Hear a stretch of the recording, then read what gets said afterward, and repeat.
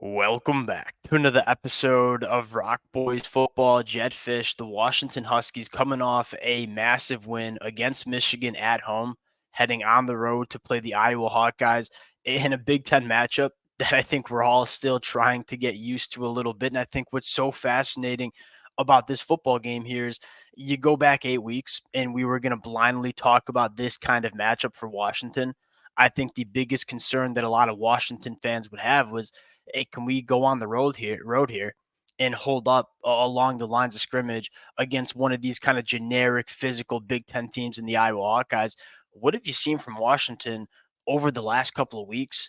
I have been incredibly impressed with what Jedd Fisch has done on both sides of the line of scrimmage. This was, for the Washington fans who've been rocking with the boys going back to the offseason, this was the biggest question mark I had. There were so many things that I liked about Washington heading into 2024. I'm a huge fan of Jedd Fisch. That being said, I looked at the line of scrimmage play on paper and said, I have some question marks about what it's going to look like in the Big Ten Conference. You just played two of the more physical teams along the line of scrimmage in the conference in Rutgers and Michigan. And quite frankly, at times in both of those football games, you could argue that Washington was the better team in the trenches. That's a massive storyline for this Washington team going on the road and playing Iowa. Fired up to get into this one. Before we do, and as always, just want to say, let it fly in the comment section. 3-point spread. Washington coming in as dogs in this football game, which kind of surprised me a little bit. Would love to hear from you guys in the comment section where your picks predictions are going. If you guys do enjoy the content, consider subscribing to the channel. And without further ado, let's get into this one, and let's start with this Iowa offense going up against this Washington defense that is, it's been phenomenal to start the season. Take a look at the numbers. 15.2 points per game allowed. That's 11th best in the country. They're only allowing 4.1 yards per play. That's number 6 in the country. One of the things that I love about Jedd Fisch, he hires an elite staff. That Coach Belichick hire, might have been one of the best offseason hires that we've seen in the country, because Coach Belichick's come in and I think has certainly surpassed my expectations in terms of what this Washington defense would be in the Big Ten Conference. They've looked amazing. Now you look at Iowa, it's a very similar conversation that we had going into the Michigan game. If you're a Washington fan, this is a pretty one-dimensional offense. They run the football 60% of the time. Now they run the football very effectively, have one of the best running backs in the country, but you look at the passing attack for Iowa and say, there's nothing that really scares you. They average 4.8 yards per pass. That's 131st in the country. They really don't ask Cade McNamara to do that much. His average depth of target is very, very short. They don't really push the ball down the field. The passing game kind of goes through the tight ends, very similar to how we talked about this Michigan offense. If you're a Washington fan, you look at the matchup with this Iowa passing attack going up against a Washington secondary that I think is elite. You take a look at the numbers, a 49% completion percentage given up. That's number 3 in the country. 4.8 yards per pass attempt. That's number 3 in the country. It's very hard to see Iowa moving the football through the air against this Washington defense. And so now the question is, can Washington stop the run? They've done a very good job of that the last couple of weeks, stopping some really good rushing attacks. I don't see why they can't do a good job against Iowa. Now, to give Iowa credit, I think they got a really good running back. You might be looking at two of the better running backs, not only in the conference, but in the country. Maybe 2 top 10 running backs in the country with Jonah Coleman and Caleb Johnson. You look at Caleb Johnson and say 7.9 yards per carry, 35 missed tackles forced. And I think the most impressive and important stat for Iowa is he's been really explosive as a running back. That's something that I was really struggled with, right? They've been pretty methodical as an offense, but they've lacked kind of hitting those explosive plays. He's got 20 carries of 10 plus yards. If you're Washington, you want to make sure you're limiting those explosive plays because you don't really see Iowa routinely, methodically moving the football down the field. You want to make sure they don't hit those big plays and are able to put up points on the board in 4 or 5 plays in a drive. If you can do that, I think you put yourself in a really good spot. Now, you look at this Washington Huskies defense against the run. Again, it's been extremely impressive. And I don't know if necessarily the talent is all there yet. I think Jedd Fisch might need another offseason to really get this front seven where he wants it to be. That being said, these guys are phenomenally coached. Like gap sound, they get off blocks really well. The linebackers are very, very good, headlined by Carson Bruner. And you also have safeties come into the box pretty routinely and also impact the run game.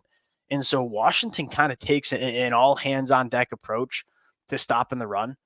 And it's worked out quite well. You take a look at the numbers, only 3.9 yards per carry allowed.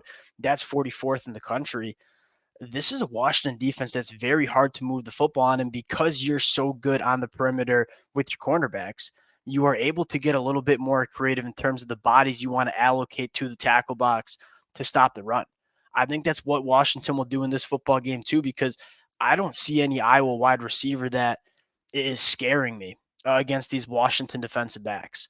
Now, flipping the sides, Iowa's defense historically really, really good. Maybe not as good as we've seen in the past. And I think that starts with maybe not having a ton of difference makers on the defensive line.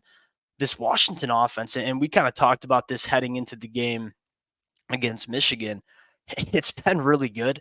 It's just not necessarily really good on the scoreboard. You take a look at the number. This is an absolute insane stat.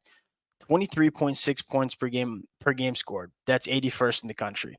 So you look at the scoring offense and say 81st in the country, that ain't that good. They're averaging 6.9 yards per play, which is top 15 in the country. For Washington fans that watch every single snap of this Washington Huskies team, moving the football has not been a problem for Washington. What's been a problem is scoring when you get inside the red zone, right? Missing field goals, not leaving empty-handed when you go into the red zone.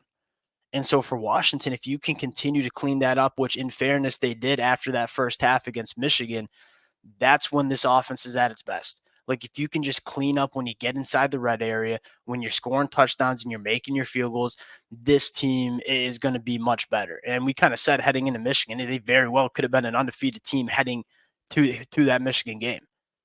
You look at the Washington offense, and I think the biggest storyline in this football game is one. I've been kind of banging the table. I'd like to see Jonah Coleman, quite frankly, get more of a workload. I get you have some other running backs in this running back room that are really good. True freshman Hatem Muhammad, I think, is a very, very impressive cat, going to be a very good football player. I like at Jonah Coleman, and we kind of said this in the offseason. I still believe it. He has to be the most underrated running back that we see in the country. You take a look at his numbers: 37 missed tackles forced. He's averaging more than 5 yards per carry after contact, 24 runs of 10 plus yards. He does it all. Like the contact balance is absolutely incredible. He's able to run the football extremely hard between the tackles, but when he gets to the second level, he can make you miss. He can hit the explosive play. I think Jonah Coleman should continue to be a centerpiece within this Washington offense, with the Washington offensive line that it can kind of get it done in the run blocking department. Then you look at the passing attack and say it's the Jedd Fisch offense that we expected. Why did we think Will Rogers was such a good fit within this Jedd Fisch offense? Hey, look, Will Rogers isn't going to push the ball down the field a ton. He's not going to throw to the boundary all that much. But what he's really good at doing, going back to his days at Mississippi State, hey, I'm going to get the football out quickly to my playmakers in space and let them operate after the catch. This is a Washington offense that's been phenomenal creating yards after the catch. Guys like Denzel Boston, Giles Jackson, they're difference makers when they have the football in their hands. That's the big storyline for me in this football game. Because you look at Iowa and say they've been quite good against the run, only giving up 3.6 yards per carry. That's 35th in the country. Really, really good linebacker play. A solid front seven, but I think headlined by the linebacker play. Then you look at the secondary and say, not as good as we're used to seeing. 67% completion percentage. That's 109th in the country, giving up 7.5 yards per pass attempt. That's 75th. What those numbers kind of tell me, in Iowa, we know likes to run a lot of zone coverage. If you're Jedd Fisch and you're Washington, you want to kind of continue what you've been doing, and that is ball out quick, test these defensive backs in terms of their ability to tackle in space. That's a Michigan defense that historically has been really good at tackling in space. Washington was able to manufacture 187 yards after the catch against Michigan, largely because you had guys like Giles Jackson and Denzel Boston making people miss at the second level. That's probably what Washington is going to try to do against Iowa. Iowa's going to play some softer zone coverage. They're going to give you some of that stuff underneath. Now, can you have that football in space and go make plays and make people miss tackles and go hit explosive plays? Washington's been a very, very good offense in doing so this year. I'm guessing that's what they'll try to do against Iowa as well. Getting into the pick here, I love Washington. I don't even think I need the points. I'll take Washington to win this game outright on the road at Kinnick State. Now, this is a very, very hard place to play. Iowa is a very good team playing at home. That being said, I don't think the Iowa defense is as dominant as we've seen in the past. I do trust Washington.